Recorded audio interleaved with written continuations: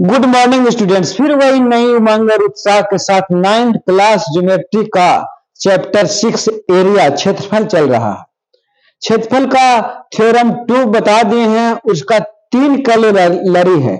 तीनों कैलोरी को आज बताएंगे। कैलोरी मीन्स डिडक्शन, उसमें से डिड्यूस होकर क्या निकला है। एग्जाम मीन्स स्वतः सिद्ध।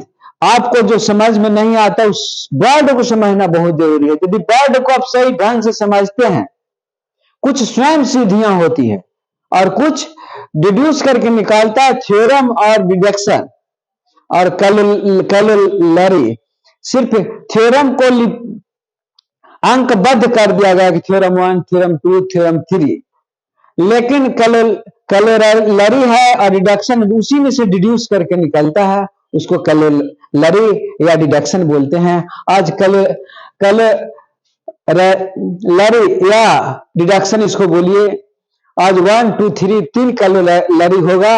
और सिर्फ और जो थ्योरम है कहता है parallelograms on the same base and between the same parallel lines are equal in area. Theorem 2 बोलता है कि कोई भी समानांतर चतुर्भुज दो रेखाओं के बीच आधार यदि समान हो, आधार समान हो और समानांतर रेखाओं के बीच हो, आधार मान लिए ए बी है, ए बी पर जितना भी समानांतर रेखाएं बनाइए, जितना भी और ये रेखा मान लिया पी क्यू मान लेते हैं, इस पर जितना समानांतर चतुर्भुज बनाइए उस सभी इक्वल इन एरिया होगा, सभी इक्वल इन एरिया होगा, मतलब क्षेत्रफल में सभी बराबर होगा।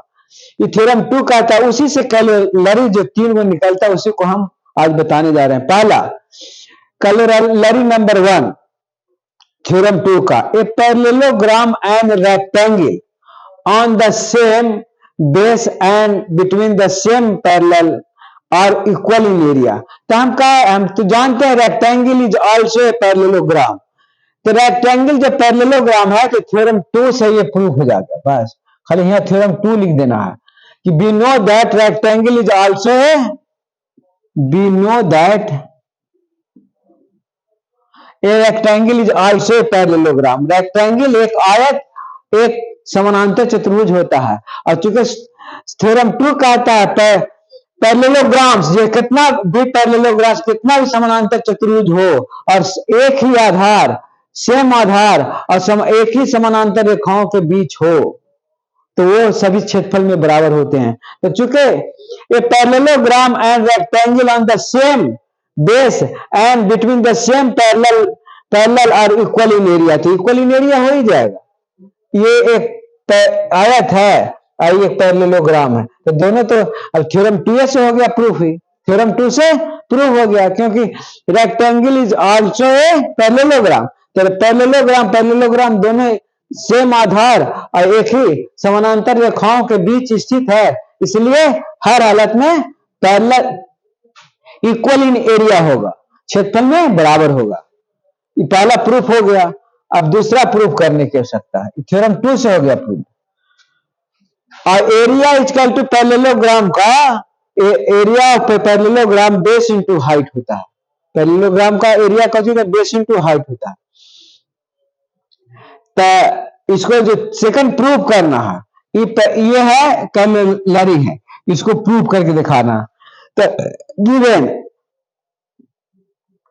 A parallelogram ABCD which AB is the base and AL is the corresponding height। कुछ है AL है, corresponding height है। ABCD एक पैरेललोग्राम है, AL इसका corresponding height है।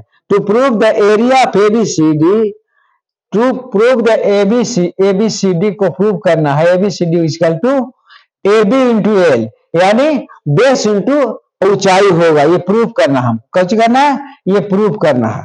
तो प्रूव करना है ये हमको क्या करना है, ये प्रूव करना है कि समानांतर चतुर्भुज की क्षेत्रफल बराबर क्या होता है, आधार गुने ऊंचाई, आधार गुने ऊंचाई, AB into L, draw BM, BM भी एक लंब डीसी पर एक बीएम लंब डाल दिए, and on the same base A B and between the same parallel line A B, parallel line A B and LC के साथ, एलसी के बीच में है दोनों, इसलिए area of ABC, area parallelogram ABCD equal to area of rectangle A B M L, ये हुआ कलरली से क्या दोनों का बराबर हो गया, इसलिए अब एरिया ऑफ रेक्टेंगल, तो area of rectangle equal to base into height होता है, तो ए बी इंटू एल हो गया, ए बी इंटू एल हो गया, जानते हैं हम, इसलिए ये बराबर ये हो गया। आयत का हम जानते हैं कि लंबाई गुने चौड़ाई होता है, तो ए बी इंटू एल हो गया, लंबाई इंटू चौड़ाई। वी नो दैट कि हम आयत का रेक्टेंगल का area equal to height into आधार इन लंब गुने लंबाई गुने चौड़ाई होता है, लेंथ इंटू ब्रेथ होता है, इसलिए लेंथ इंटू ब्रेथ लिख दिए, इसलिए एरिया ऑफ रेक्टेंगल जो बेस इंटू हाइट या बेस इंटू, इसलिए बेस इंटू हाइट हो गया। यहां रेक्टेंगल का एरिया हमको निकालना था, एरिया पैरेललोग्राम से, इसलिए एरिया पैरेललोग्राम क्या हो गया, इसलिए एरिया ऑफ पैरेललोग्राम बराबर पैरेललोग्राम एबीसीडी बराबर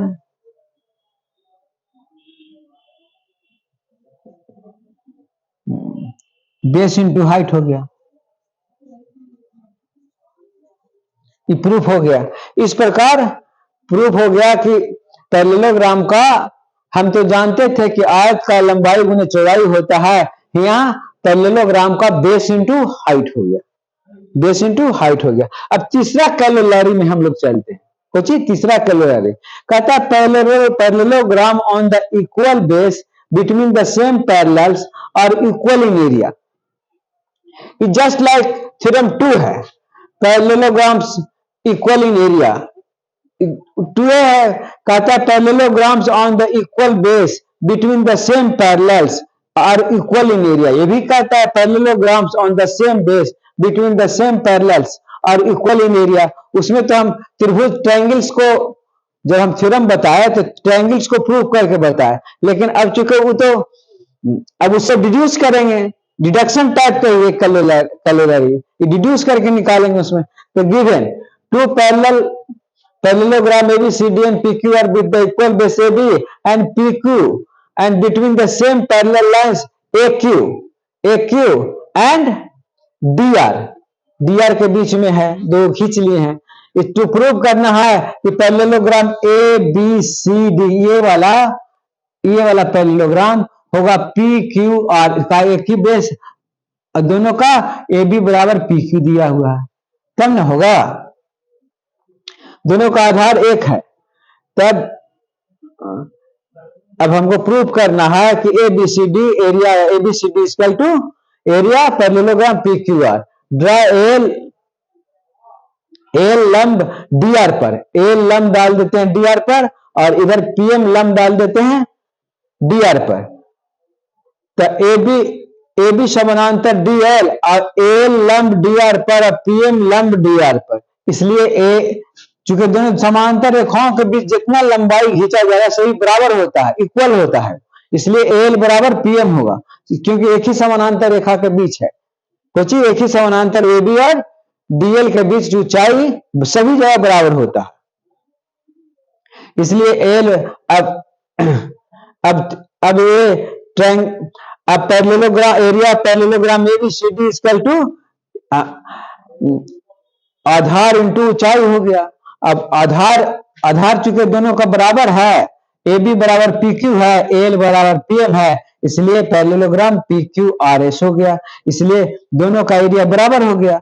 इस प्रकार दोनों प्रूव हो जाता है कि ये बराबर ये है। मैंने कैलोलरी मींस डिडक्शन है, डिड्यूस करके थ्योरम से निकला, इसलिए तीनों इसका डिडक्शन प्रूफ हो जाता है।